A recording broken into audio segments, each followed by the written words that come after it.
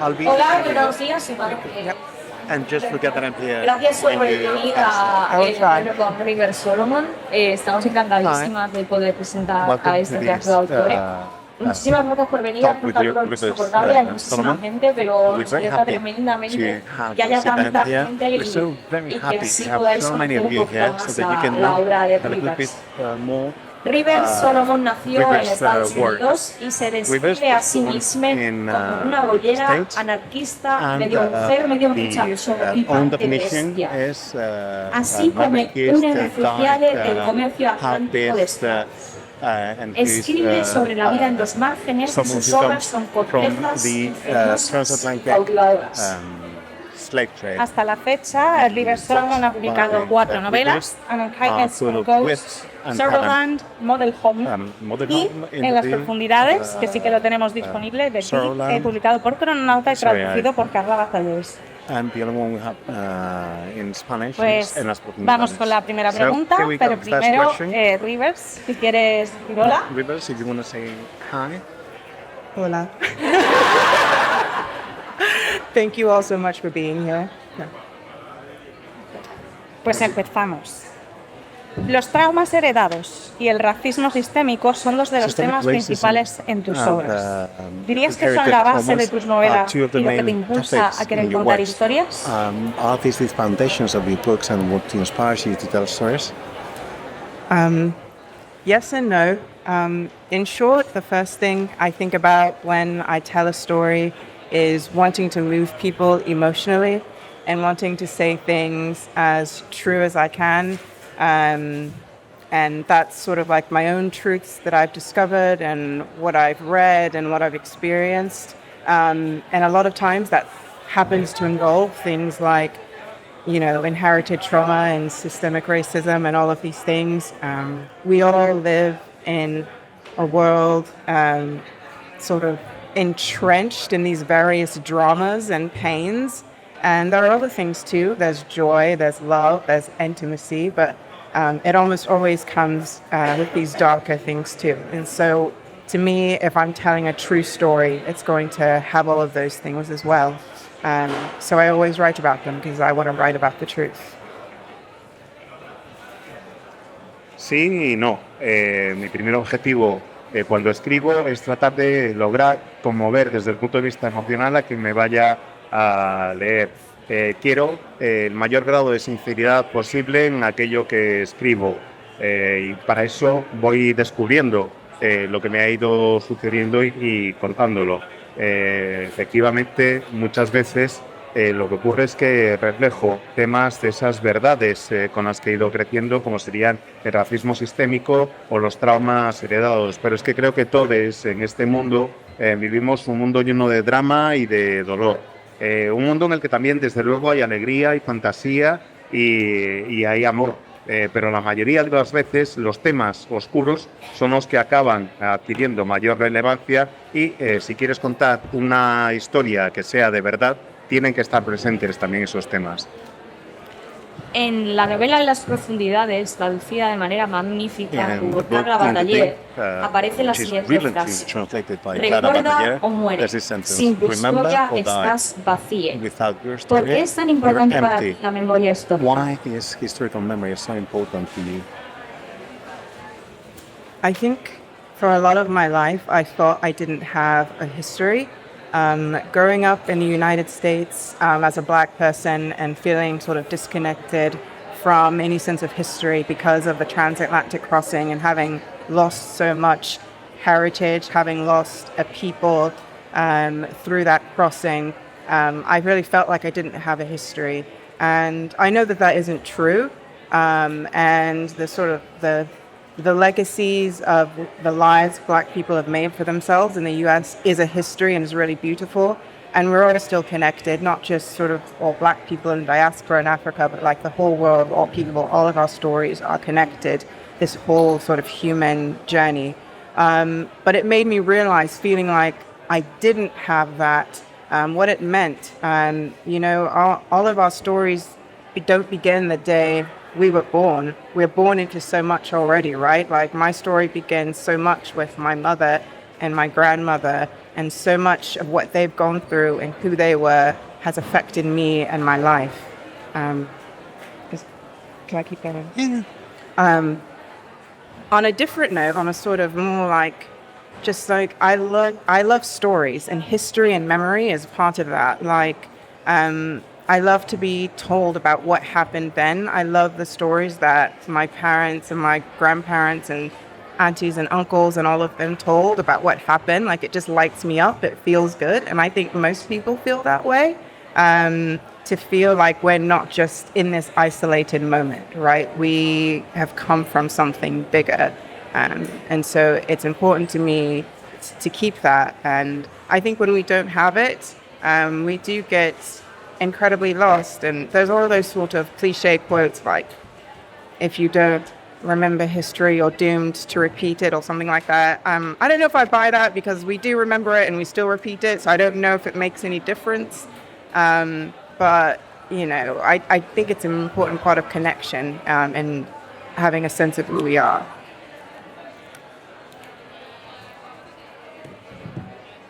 Durante buena parte de mi vida tuve la impresión de que no tenía una historia propia, de que la población negra y afroamericana en Estados Unidos estaba desconectada, esa población, de su herencia que se había perdido durante la travesía del Atlántico en los barcos de esclavos. Creía que no tenía historia propia, y con el paso del tiempo me he dado cuenta de que eso no es verdad, de que existe una herencia real en la población negra en Estados Unidos, y que es una herencia que tiene también sus elementos positivos. Creo que a todos nos interesa saber de dónde venimos, saber cómo nos podemos conectar con nuestras historias, no solo la población afroamericana de la diáspora, sino a todas las personas que están en el mundo. Creo que nuestras historias no nacen con nosotros, sino que nacen con nuestras madres, con nuestras abuelas. Yo creo que lo que han vivido tanto mi madre como mi abuela ha afectado mi vida. Creo que me encantan, de hecho, que me encantan las historias, y creo que dentro de las historias se incluye la historia con mayúsculas y los recuerdos familiares. Creo que a todos nos encanta que nos cuenten historias de antes de que hubiéramos nacido, conocer las historias de nuestros padres, de nuestros abuelos, de nuestros tíos, de nuestras tías. Creo que eso permite que todas las personas tengamos la sensación de que no somos un instante aislado en el tiempo, de que tenemos una conexión con quien nos rodea, de que formamos parte de un proceso que es algo mucho más grande. Y creo que quien no tiene esa conexión siente que le falta algo. Y no lo digo por aquello que dicen de que si no conoces la historia se va a repetir, porque mira que no la conocemos y se está repitiendo una y otra vez los mismos procesos. Pero sí creo que los recuerdos y que las historias forman parte de lo que es nuestra identidad. Sutherland es un libro que trata la ideología de género. Bern tiene dos hijas que en todo momento les trata como personas sin género o como personas no binarias. Porque, como ella dice, los niños son niñas y no deben cargar sobre sus hombros la carga del género, de los roles de género. Aunque queremos pensar que todos en esta sala sabemos que el género es una construcción social, ¿crees que la literatura es un medio para reivindicar esa idea y mostrar otras realidades?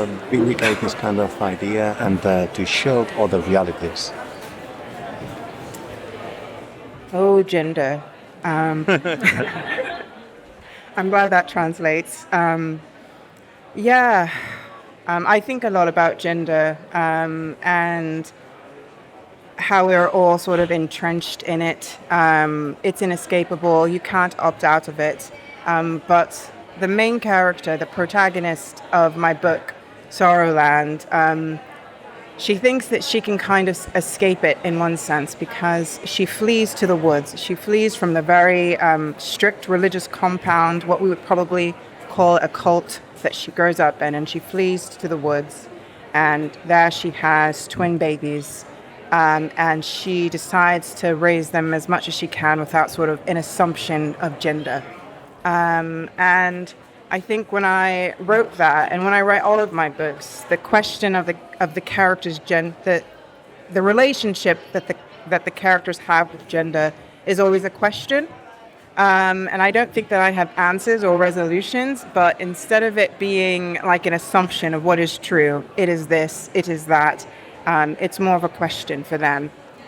Because I want it to be, we're so immersed in it, in our world, that it's hard to, it's when something is just what we see every day, it's just like, oh, of course the sky is blue. Of course, you know, this is a girl and this is a boy and that's what that means, and there's no other way to possibly think about it, and it's because it's what we grow up with and how we think about it. It's almost impossible for us to look at it differently.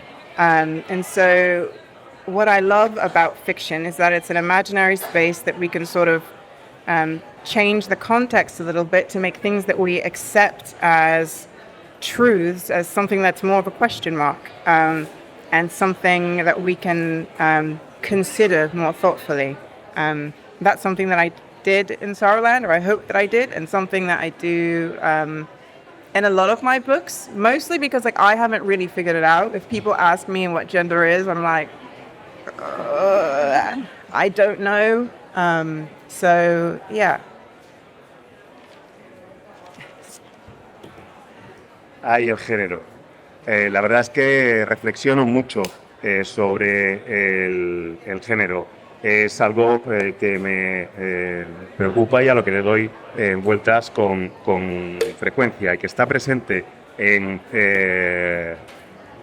la concepción que tengo del mundo. Creo que en lo relativo al género hay posiciones que están atrincheradas y nadie quiere abandonar la trinchera en la que se encuentra, y eso hace que sea compleja la relación. En el libro, en Sorrowland, la protagonista es una mujer que huye de un complejo religioso, lo que debería ser hoy en día una secta, y que descubre el mundo.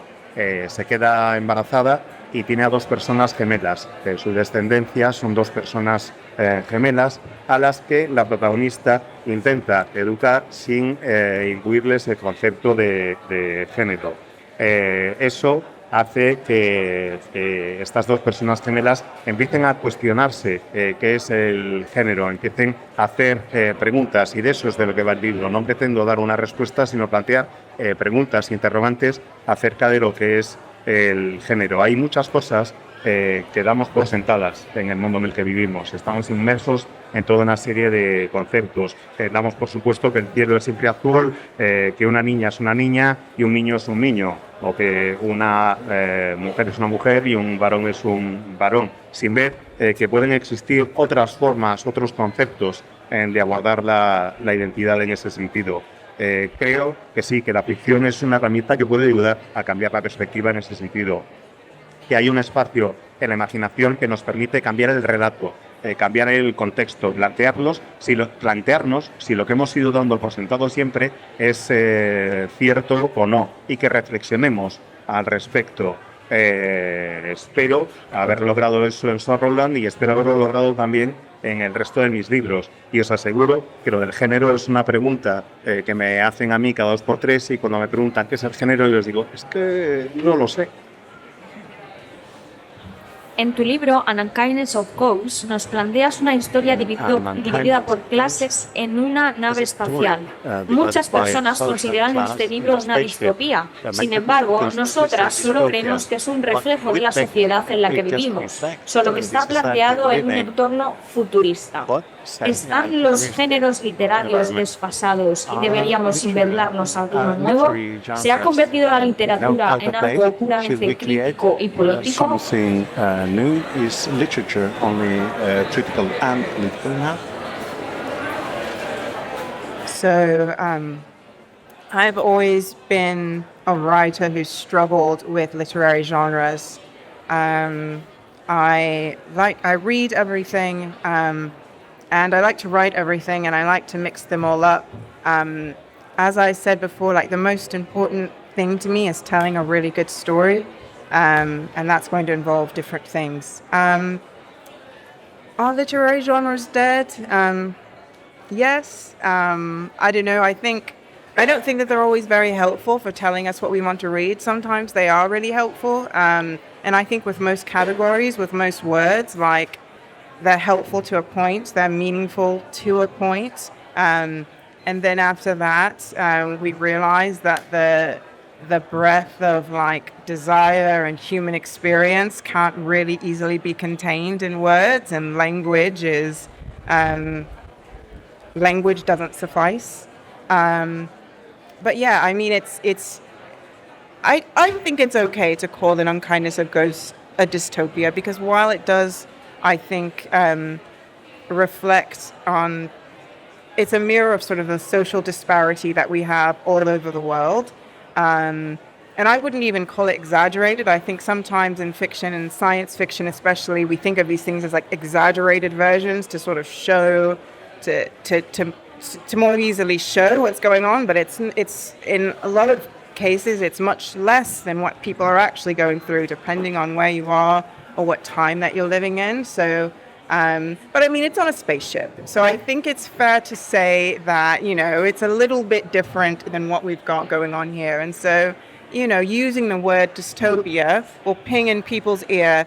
You know, this isn't necessarily the same as reading like Oliver Twist, which is also about, you know, social stratification in its own way. I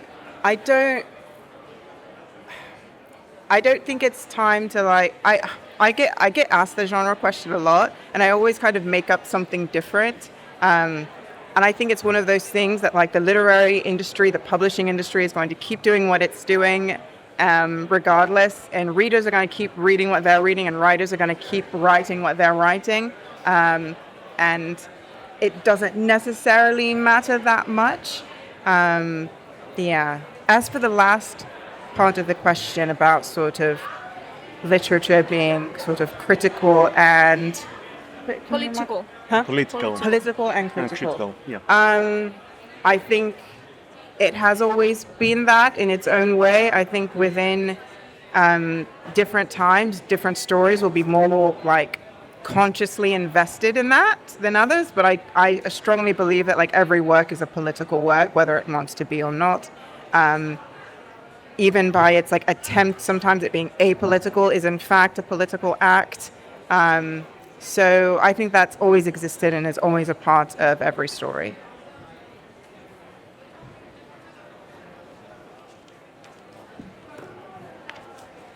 La verdad es que en cuanto a géneros e influencias, a mí siempre me ha gustado mezclarlo todo.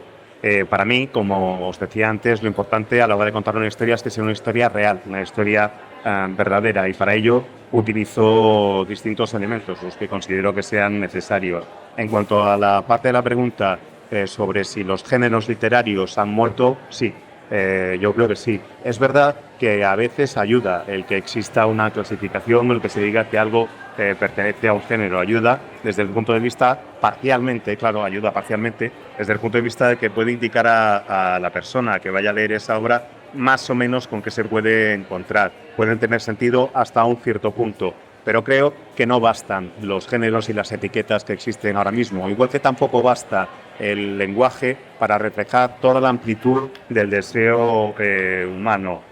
Creo que An Unkindness of Ghosts, sí se puede considerar una distopía, desde el punto de vista de que se considera que las distopías son reflejos exagerados muchas veces de los elementos más negativos de la sociedad, y que la ficción actúa como un espejo. Yo no estoy de acuerdo del todo con ese concepto, porque a veces una distopía se queda corta frente a las circunstancias de vida de personas que están en momentos y tiempos muy distintos. En el caso concreto de An Unkindness of Ghosts, es verdad, la historia está ambientada en una nave espacial. Vale, se puede aceptar que es una distopía, y acepto el que se use lo de distopía para que quede claro que es una historia que habla de estratificación social en un contexto como una nave espacial. No es una historia que hable de estratificación social como lo haría Oliver Twist. Así que en ese sentido sí que se puede usar esa categorización. pero esta es una pregunta que se me hace con mucha frecuencia y es una pregunta a la que siempre trato de dar una respuesta sincera, pero que sea distinta, que no sea formulaica siempre. Creo que mientras la industria literaria siga viendo utilidad en los géneros, mientras las personas lectoras sigan recurriendo a esos géneros para buscar sus lecturas, puede que siga existiendo esas clasificaciones, pero no creo que sea necesariamente lo más importante, ni mucho menos a la hora de abordarlo, a la hora de acercarte a una obra. Y en la última parte de tu pregunta, sí, claro, creo que la literatura, si la literatura es política y crítica, creo que siempre lo ha sido. Creo que toda obra literaria es política, a veces más, a veces menos, dependiendo de las circunstancias y del momento en el que surge esa obra. Y creo que incluso aquellas obras que dicen no ser políticas están siéndolo, porque toman una decisión. Toda obra que se presenta como apolítica está en realidad ejerciendo un acto político y marcando su identidad política en ese sentido. Can I share an anecdote? Yeah. So about genre, about literary genre. When I was writing In Unkindness of Ghosts, I was in an MFA program and I was having it workshopped by the writers. And one of the comments I received was like, do you really have to set it on a spaceship? Like you could just tell the same story on Earth. You know, I think maybe the implication would be it would be better that way, or at least perhaps be more marketable, which, you know, fair enough. And then later, so maybe last year, I was at an event, like a little, like, people had sort of signed up to have a little lunch with me. And I was talking about how I really wanted to write like a very simple sort of lesbian love story about basketball players. Do it. And one of the people at the lunch was like, oh, I'll read it if that love story about basketball players is only if it's set on a spaceship. And I was like, okay, well, you know, fair enough, fair enough. En cuanto a lo que es el género literario, bueno, pues cuando estaba escribiendo An Unkindness of Ghosts, fui a un evento, un taller literario con más escritores y hubo alguien que me preguntó, ¿pero de verdad que la historia tiene que estar ambientada en una nave espacial? A mí me parecía que era una parte importante, pero bueno, me planteé si efectivamente la historia podía funcionar de otra manera y escuché lo que me tenían que decir. Y el caso es que al cabo de un tiempo, en una comida, estaba comiendo con toda una serie de personas en un evento literario. Yo compartía la comida con esas personas y me podían ir haciendo preguntas. Y una de las preguntas fue en qué estaba trabajando. Y les dije que estaba planteando una historia de amor lésbico entre dos jugadoras de baloncesto. Y la persona que me había preguntado en qué estaba trabajando me dijo, una historia de amor lésbico entre dos jugadoras de baloncesto. Me la leo si la ambientas en una nave espacial. Model Home, tu última obra, usa el elemento de las casas encantadas para hablar de cosas mucho más terroríficas. ¿Crees que los terrores mundanos superan los de la ficción? Do you think that everyday horror is worse than fiction horror? Yes. Everyday horror is worse than fiction horror because, fiction horror gets its horror from real life, right? And the things that scare us, the only reason they scare us is because, you know, we have a notion that they could happen or have happened. And I love horror because it sort of brings us to the sort of extreme reality and despair of human existence. Like, this is what it is. Like, at the end of the day, this is life. We are this close to the edge at all times. And I know it doesn't feel like it. And for different people, there's different levels of that. Like here, like in this moment, you know, I don't know all of your lives, but we are relatively like safe right now and very comfortable. And that's not true for many people in this world in this exact same moment. So at some times and for different people and in different circumstances, the closeness to the horror differs. But I mean, I know all of us have probably had times in our lives when we're closer to it than other times. And at this moment, you know, anything could happen. And so I love playing with that feeling. And it's why I love the horror genre so much. It's also really fun to be scared, but also safe at the same time. So I really like playing with that. The difference between horror and fiction and horror in real life is, that the horror is in fiction, right? Like, I can close the book or pause the film. I can do this. If only you could do this in real life, like how beautiful that would be if that was, you could turn down the intensity of what's going on just by covering your eyes like this. I would love that feature. So yeah.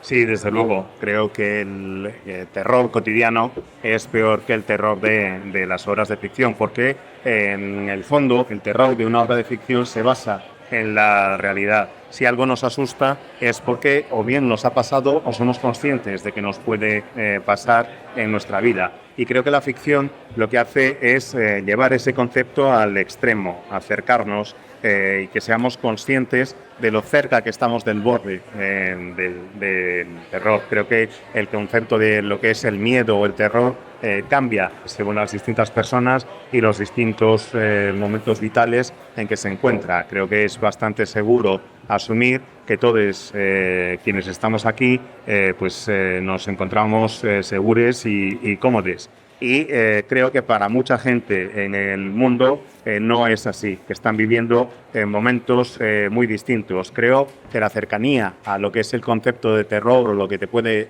dar miedo cambia en función de cuáles sean tus circunstancias personales. Y creo también, además, que aunque no seamos conscientes, las cosas pueden cambiar en un instante. Y me gusta mucho jugar con esa idea, jugar con esa sensación de que puede haber el terror acechándonos en todo momento, que el miedo nos puede aparecer en cualquier instante y hacer que dejemos de sentirnos seguros. La gran diferencia que veo, eso sí, entre el terror de ficción y el terror en la realidad, o el miedo en la ficción y el miedo en la realidad, es que el miedo en la ficción apagas la tele o cierras el libro y se acabó, y ya está. Anda que no me lo haría que en el mundo real pudiéramos hacer lo mismo.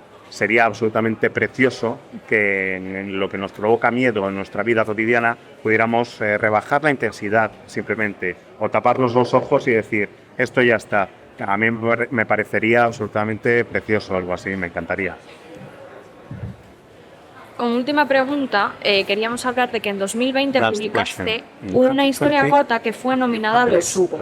Black is another word for hunger, que se puede leer de manera gratuita en tor.com.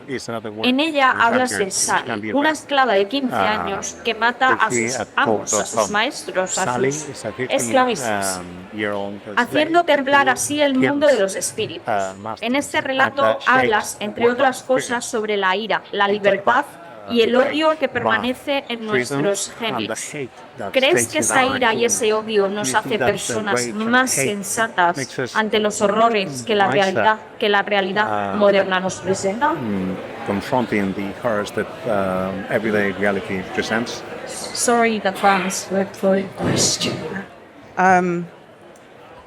It's really interesting, like having now like a catalogue of work to look back on, because I can see all of the different eras of me, and so like that was my rage era, and I Like Taylor Swift.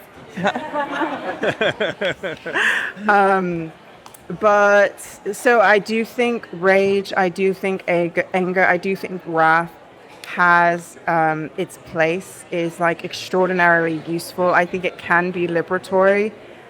It can be very, very like active and energizing, right? Like it's an up emotion, right? It's not usually emotion that's like, oh, I'm gonna lie in bed. It's I'm gonna get up, and sometimes I'm gonna do something, or I'm gonna shout, and that can be really meaningful and powerful. It can definitely be an important thing, and I think anger and rage can change the world.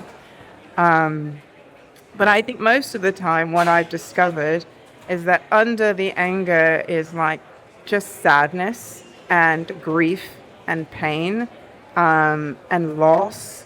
And I think it's really important to feel and acknowledge those things.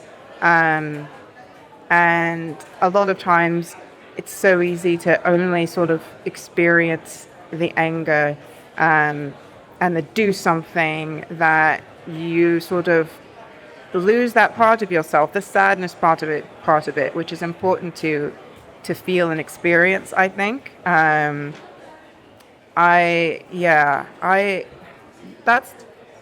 I probably have more to say on this. I have a lot of feelings, big feelings. And I think rage was an important one for so long, but feels less important to me now, I have to say. Es curioso lo de echar la vista atrás ahora y darme cuenta de la cantidad de obra que tengo y poder identificar las distintas eras de esa obra. La época a la que hace referencia es la época de la ira, la época de la rabia, la época en la que sentía la necesidad de expresar esa rabia, que a veces estaba tirada en la cama y tenía ganas simplemente de gritar y de expresar toda esa rabia que sentía y que me impulsaba a querer cambiar el mundo. Muchas veces, y eso lo he ido aprendiendo con el tiempo, lo que subyace a esa ira es tristeza, es dolor, es pérdida, es la sensación de pena. Y lo que creo que es conveniente hacer en esos casos es reconocer y admitir esas emociones subyacentes. Creo que es normal experimentar la ira, pero que esa ira puede hacer que pierdas parte de quién eres, parte de ti mismo. Y creo que ya no necesito tanto hablar de la rabia y de la ira que sentía. Sí sé que tengo sentimientos muy grandes, muy difíciles de contener, que intentan salir y que los exprese, y creo que la ira, la rabia, fue un sentimiento muy importante durante una parte de mi vida, pero que ahora, en la actualidad, ya tiene mucha menos importancia. Vamos a abrir el turno de preguntas. ¿Alguien quiere preguntar algo? Si no me acerco yo, ¿eh? Si no me acerco yo. ¿No? Gracias. And then just in Spanish if it's not so good. Mi pregunta es, tú has hablado You were speaking at last about history and how important knowing your roots, your family's Mi story pregunta is. es, como persona queer, As a queer ¿piensas person, que la familia elegida do you think that y la your chosen genealogía family queer que nos ha precedido and es the igual de queer importante? genealogy is as important? Yes, I definitely think that sort of all of the history is important. So yes, there's like sort of my biological family history. There's also like my cultural history, my like familial, and that's familial, very broad history, my world history, but also yes, very specifically like my queer history and my queer sort of family and chosen family that exists now. And I would say even more the history part, because something that I've really discovered, and I discovered this with Blackness too, not just queerness, how important it is to sort of find myself like in the archive of existence. It can really feel like you're the first one of something, and knowing that that's not true, that there's like a legacy, has felt really important. To an extent, like what I love about being a fiction writer is I can also just make it up. I can like make up my ancestors and then they become true in this sort of beautiful imaginary space. And you could say, oh, well, that's not real. But the fact that I can think it, and then there are these sort of small moments that suggest that these things could be true.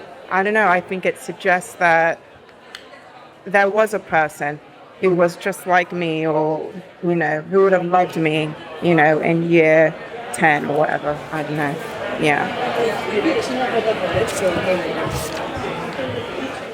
Sí, desde luego, creo que tiene importancia la historia desde todas las perspectivas. Por supuesto, no me refiero únicamente a la historia de nuestras familias biológicas, sino también a la historia de la cultura a la que pertenecemos o del mundo que nos rodea. Y por supuesto mi historia queer, la historia queer, tiene una gran importancia para mí, la historia también de la familia de elección.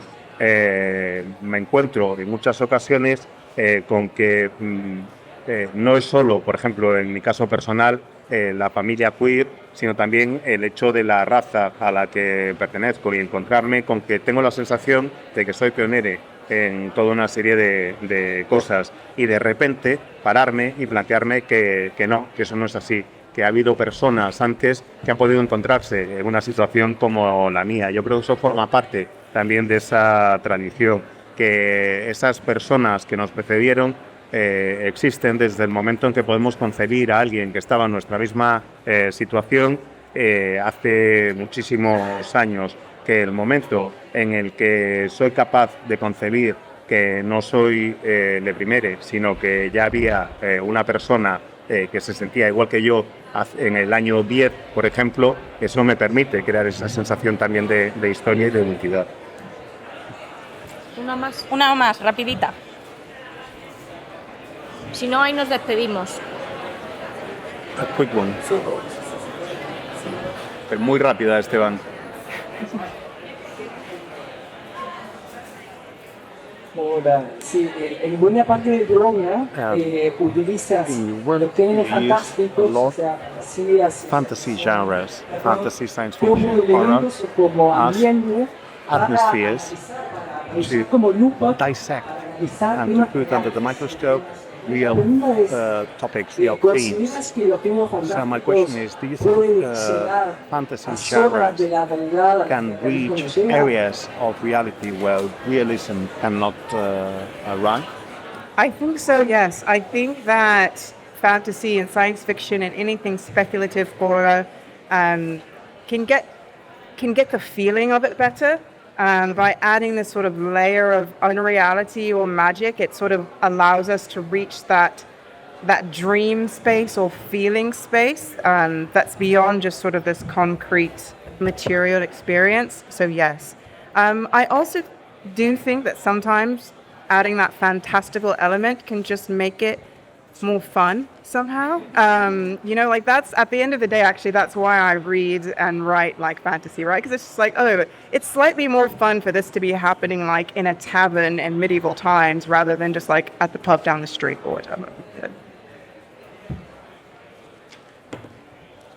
Sí, desde luego. Creo que la fantasía, la ciencia ficción y el terror pueden transmitir mejor esas determinadas cosas pueden transmitir determinadas cosas mejor que el realismo, porque capturan mejor las sensaciones, porque le añaden a lo que estás describiendo un elemento o a lo que estás abordando, un elemento de irrealidad, un elemento de magia que te permite transportarte al terreno de lo onírico y de los sentimientos. No se queda limitado por la realidad. Creo que eso te permite ir más allá de la experiencia de lo material.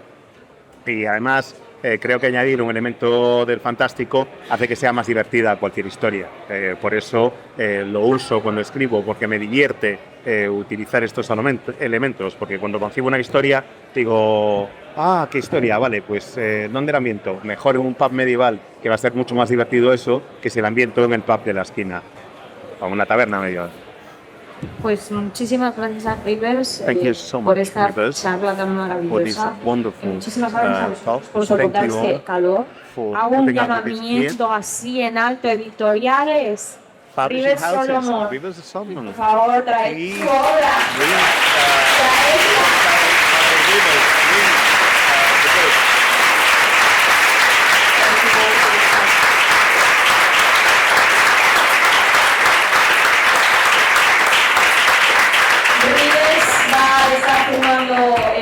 De las firmas, Rivers, esperamos fervientemente la historia de amor sáfica entre las dos jugadoras. Really looking forward to that sapphic love story of the basketball players. Start driving it now. En la nave espacial, Even if it's in a spaceship, but do it.